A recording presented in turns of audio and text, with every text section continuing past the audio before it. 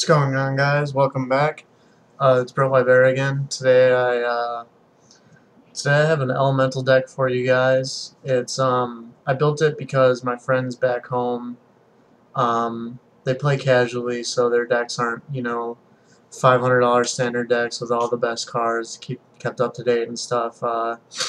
They play more for fun, and they have a lot of tribal themed decks. When I started playing myself, I started with an elf deck, and I had a lot of fun. And I just remember all the cool little interactions you could use with them. And my friends play like tree folk and just all kinds of stuff like that. So I decided to build an elemental one. I thought it'd be fun because it's 5 colors, so I could play really any card I wanted. And unlike most decks that I play, there's not one spell in the entire deck. It's all creatures. There's no sideboard. It's really just for enjoyment. There's a lot of really cool interactions with it, and it can like cycle itself. You can actually, there's no spells, but you can draw a shit ton of cards if you know what you're doing with it. And it's pretty powerful, but it's not too powerful. So let's get started. I'll show you guys.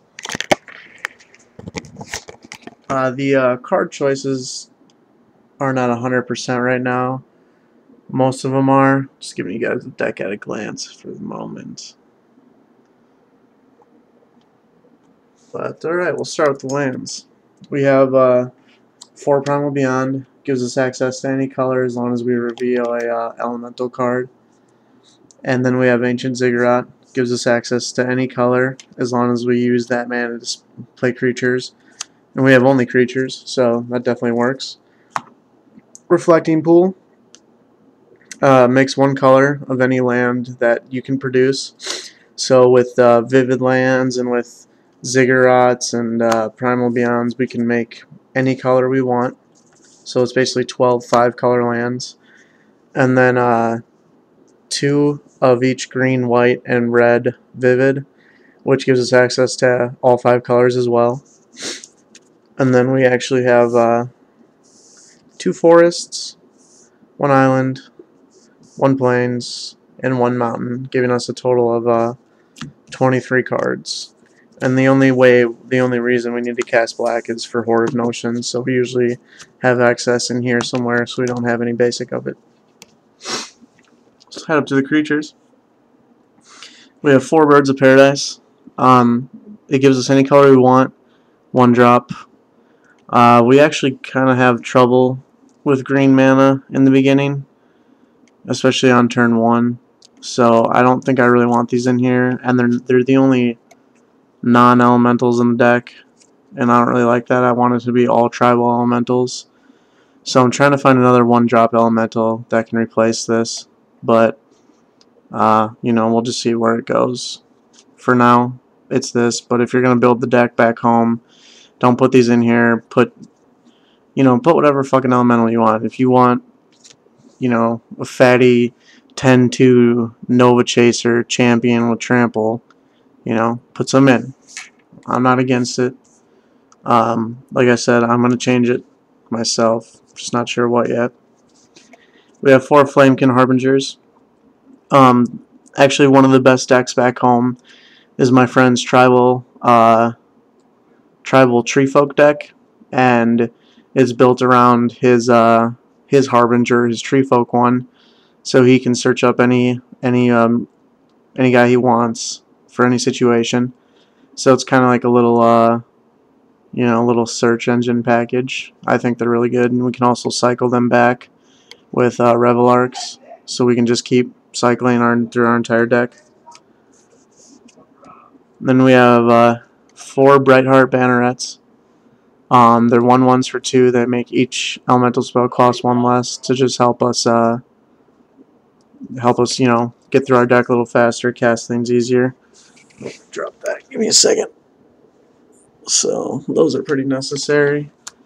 Basically, alongside these for mana ramp, we have Smoke Raider. He's a badass. He makes 2 mana of any color, so comes down on turn 2.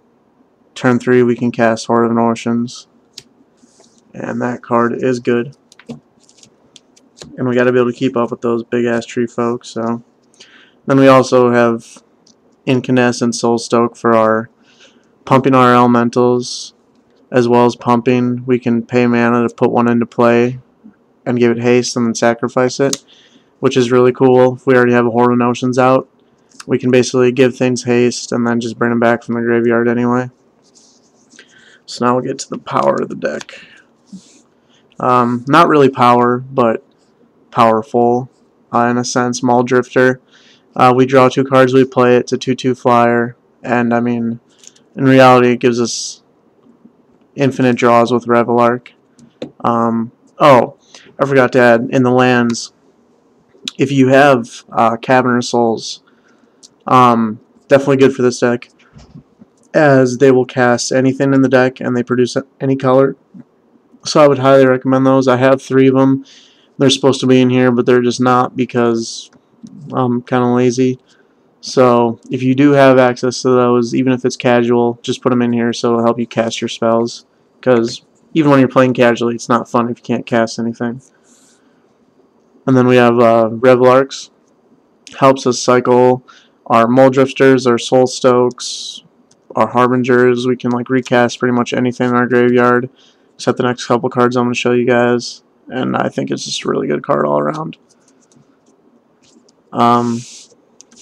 Cloud Threshers. They have Flash, so we actually have a little bit of reach against other people. We can play things on their turn, and it actually literally has reach. It's a 7/7 for 6. Strong guy with Flash. Big fucking creature. We have Horde of Notions, basically the namesake of the stack. Vigilance, Trample, Haste, 1 of each color, 5/5. And then you can pay 1 of each color to put target on a card from your graveyard into play without paying its mana cost, which is pretty sweet because we can just cycle any card in the deck that we want as long as 1 of these is on the field, and we have plenty of ways to search for it. Then we have 2 1-ofs. We have a Soul to Harvest, which is one of the newer cards. It's got Trample, but the most important thing is whenever a non-token creature enters the battlefield under my control, I draw a card. So if we have that and like Brightheart Banneret or 2 in the graveyard, and then we, I don't know, evoke Revelark, these 2 hit the battlefield, we draw 2 cards, and then with Horde of Notions we bring back Revelark, and we can just keep drawing and keep drawing. That's what I like most about the deck. Then we have Nova Chaser as our get over any big creature card. It's a 4 casting cost, 10/2 trample champion on elemental.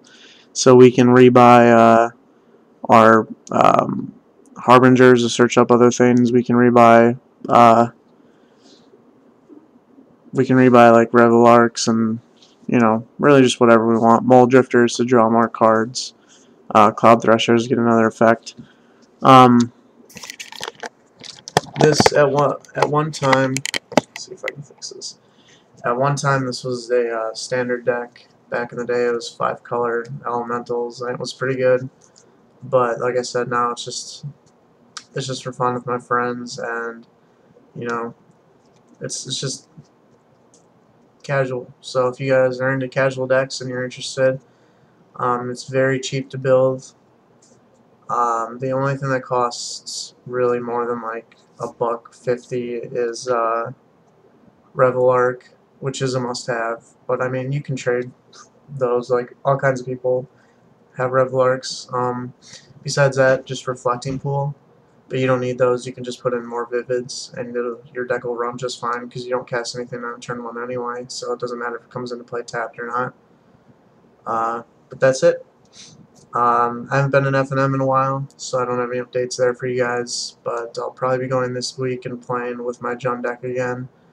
Other than that, I'm going to put another deck together. I did brew up the Epic Experiment list. Right now it's 4 colors, which I don't like, but it's a necessity because we don't have enough green sources to search up with Ranger's Path. So we had to throw in Overgrown Tombs. It does work right now. However, it's very fidgety. It's very fun though.